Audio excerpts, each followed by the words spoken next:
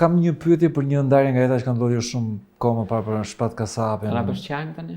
Jo, nuk do të bëj qajm, po çfarë dihet, çfarë u mësua, çfarë Unë mendoj që ka qenë ngjarja më tragjike e vitit. Do të ngjarja më e trishtë e vitit. Këtë vit kemi pasur disa humbje, por gjithmonë kur humbin jetën artistët është më rënd për një shoqëri sepse artistët lidhen më shumë me një shoqëri se sa me një politikan apo një biznesmen.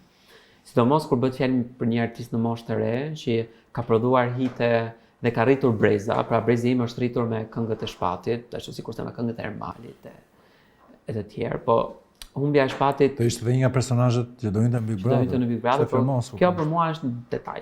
Po. Nuk më shumë se sa dakord. Jeta e një artisti që i ka dhënë goxha.